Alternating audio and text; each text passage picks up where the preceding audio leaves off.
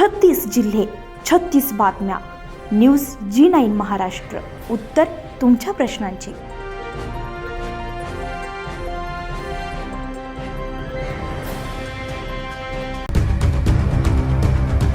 जीवे ठार मारण्याचा प्रयत्न आणि जबरी चोरी या दोन गंभीर गुन्ह्यांमध्ये फरार असलेल्या पाटणकर टोळीचा सराईत गुन्हेगार श्रवण पगारे याला गुंडाविरोधी पथकानं नवी मुंबईतून ड्रॅमॅटिक कारवाईत अटक करण्यात आलेली आहे. नाशिक पोलिसांसाठी डोकेदुखी ठरलेल्या या आरोपीचा मागील काही दिवसांपासून तीव्र शोध घेण्यात येत होता.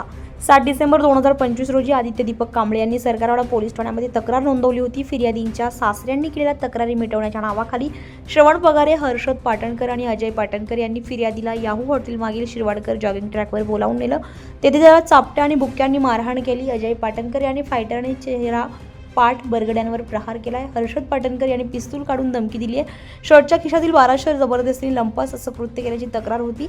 या 3 आरोपींवर सरकारवाडा पोलीस ठाण्यामध्ये गुन्हा दाखल करण्यात आलेला आहे. गुन्हा गंभीर असल्यामुळे पोलीस आयुक्त संदीप कर्णिक, पोलीस उपायुक्त गुन्हे शाखेचे किरण कुमार चव्हाण, सहाय्यक पोलीस आयुक्त गुन्हे शाखेचे संदीप मिटके यांनी आरोपींच्या तात्काळ शोधासाठी गुंडाविरोधी पथकाला विशेष सूचना दिल्या.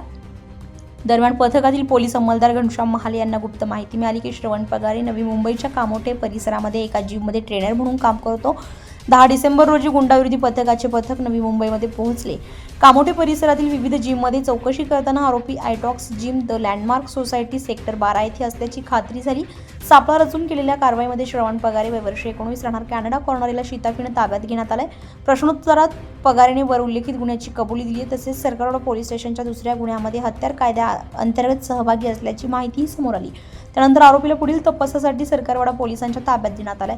ही संपूर्ण कारवाई पोलीस आयुक्त संदीप कर्णिक, पोलीस उपायुक्त किरण कुमार चव्हाण, सहाय्यक पोलीस आयुक्त संदीप मिटके यांच्या मार्गदर्शनाखाली करण्यात आली आहे. कारवाई करणारे अधिकारी आणि कर्मचारी सहाय्यक पोलीस निरीक्षक ज्ञानेश्वर मोहिते, सहाय्यक पोलीस निरीक्षक विजय सूर्यवंशी, पोलीस अंमलदार प्रदीप ठाकरे, अक्षय गांगोडे, गणेश भागवत, राजेश राठोड, कल्पेश जाधव, घनश्याम महाले, सुनीता कवडे यांनी ही कारवाई केली आहे.